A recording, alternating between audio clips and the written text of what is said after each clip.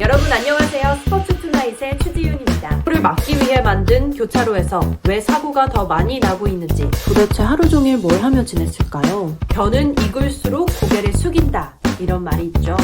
촬영 시작 후 약 6분 만에 10달을 기다려온 새 생명이 탄생합니다. 안녕. 제가 오늘 원래 스터디 가려고 이렇게 화장도 하고 머리도 하고 했는데 코로나 확진자 수가 너무 많이 나오고 오늘 비도 오고 그래서 스터디가 취소가 됐어요. 뭘 할까 하다가 오랜만에 여러분들한테 뉴스 리딩 연습하는 거, 뉴스뿐만 아니고 저 대본 연습하는 거 좀 보여드리고 싶어서 카메라를 켰습니다. 예전이랑 스타일이 또 많이 바뀌었을지도 몰라요. 하!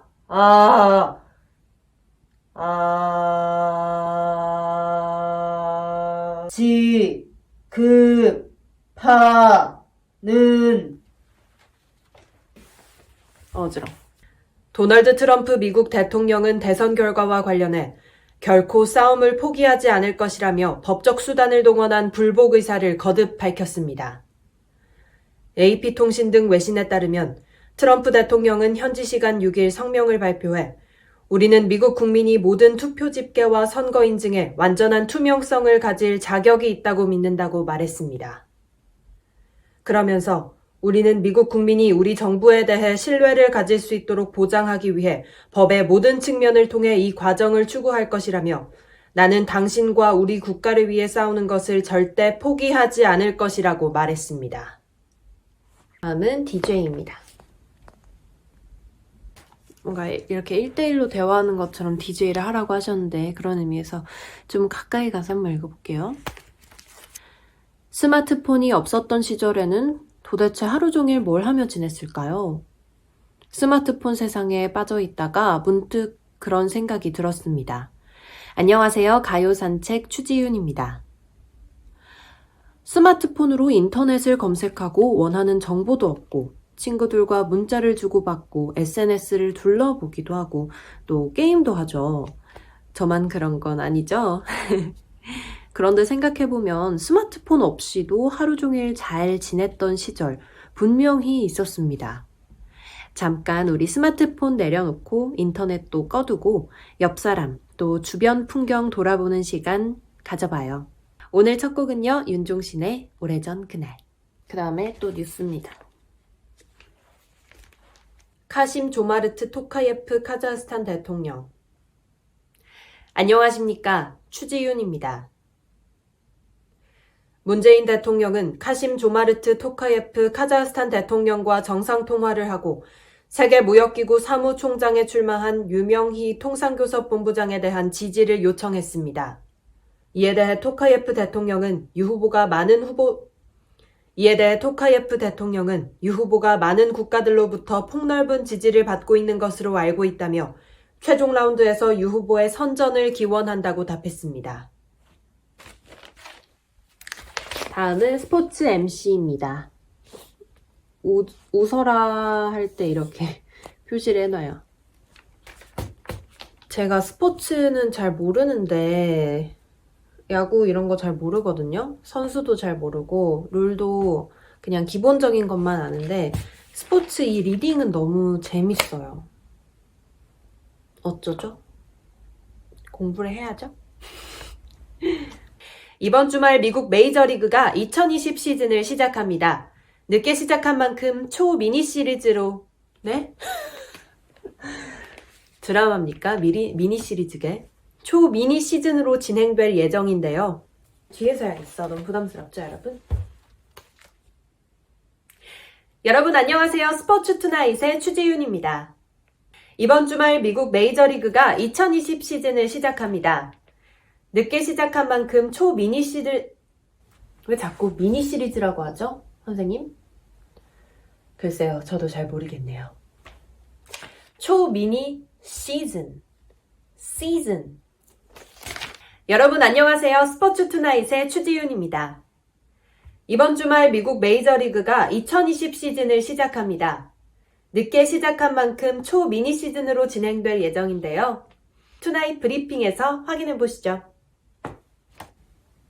아침이라 그런가 텐션이 안 올라오네. 다시 텐션을 올려봐. 아이 행복해. 여러분 안녕하세요. 스포츠 투나잇의 추지윤입니다. 한국을 대표하는 자완투수 류현진, 김광현 선수가 연습 경기를 통해 막판 점검에 나섰습니다. 메이저리그 유일한 캐나다 연고구단이죠. 류현진 선수가 소속된 토론토 블루제이스는 코로나 확산 방지를 위해 캐나다 정부가 홈경기장에서의 메이저리그 경기 개최를 허락하지 않으면서 미국 내 임시 홈구장을 급하게 찾아야 하는 상황이 됐습니다.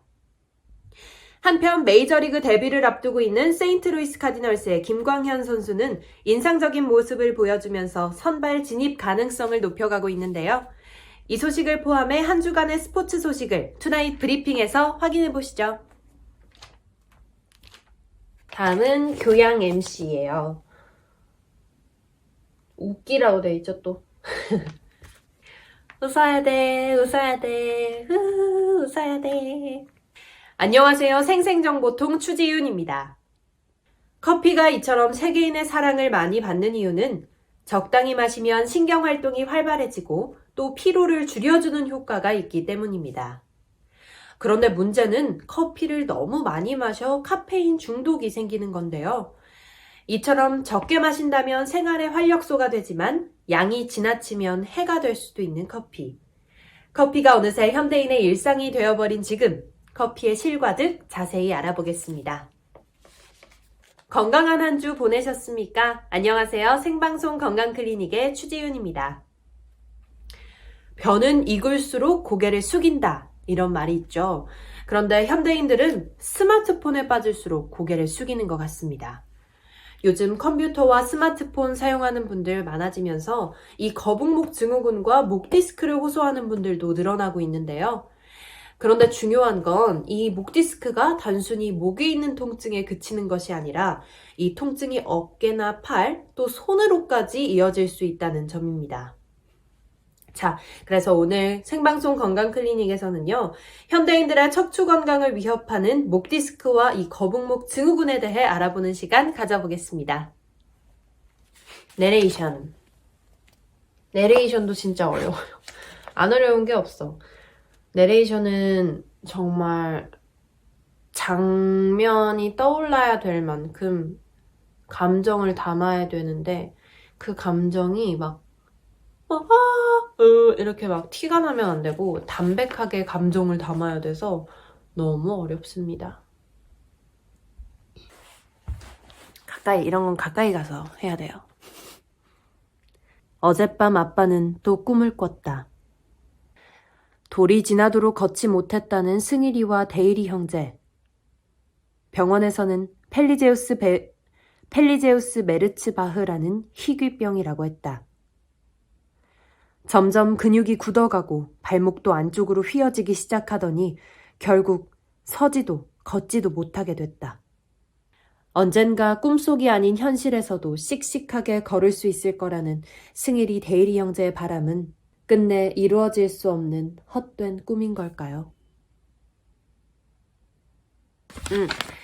다음은 내레이션인데 아까 건 SBS 내레이션이고 이건 KBS 다큐멘터리 3일 내레이션인데 이거는 엄청 기쁜 내레이션이에요. 하하.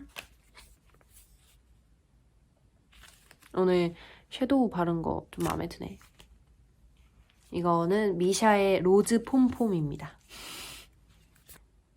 새 생명이 움트는 공간? 새 생명이 움트는 공간, 산부인과의 분만실. 이곳에선 생명 탄생의 기적이 매일같이 펼쳐집니다. 아기와 엄마의 감격스런 첫 만남이 이뤄지는 공간, 산부인과 분만실의 72시간을 기록합니다. 지난 5월 7일 자정, 우리는 서울의 한 산부인과 분만실에서 촬영을 시작했습니다.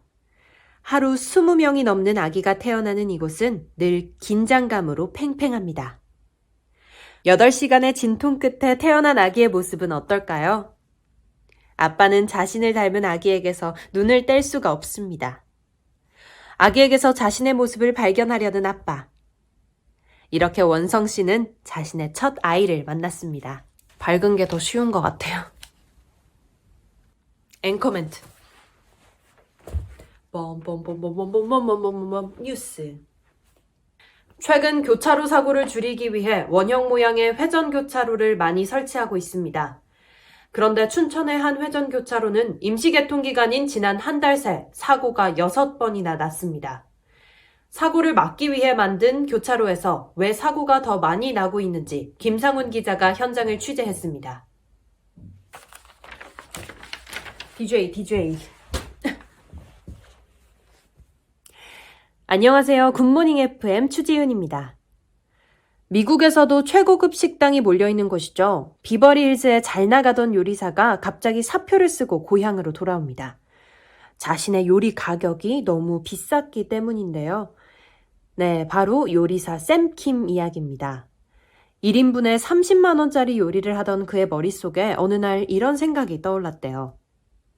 돈이 없는 사람은 평생 내 음식을 못 먹겠구나 하고요. 요리의 가치는 돈 버는 것이 아니라 보다 많은 사람들에게 맛있는 음식을 제공하는 데 있다는 게 샘킴의 생각 같은데요. 굿모닝 가족들은 지금 하고 있는 일의 가치를 어디서 찾고 계신가요? 설마 월급이 전부는 아니겠죠? 11월 오늘 며칠이지? 11월 19일 목요일 굿모닝 FM 요즘 제가 잘 듣는 노래 해드릴게요. 11월 며칠이더라고? 11월 19일 목요일 굿모닝 FM 권진아의 위로로 시작합니다. 전현희 국민권익위원회 위원장은 오늘 정부 서울청사에서 전국 택배연대 노동조합과 간담회를 갖고 택배 노동자의 열악한 근무 여건과 대책 등을 논의했습니다. 전 위원장은 이 자리에서 일부 대형 택배사가 심야 배송을 중단하고 분류 인력을 추가 투입하는 등 대책을 내놓고 있지만 아직 현장에서는 불합리한 관행이 계속되고 있는 것 같다고 말했습니다. 그러면서 간담회에서 도출된 의견들이 이달 중 발표될 예정인 고용노동부와 국토교통부의 종합대책에 반영될 수 있도록 최선을 다하겠다고 덧붙였습니다. 내려갔죠, 방금.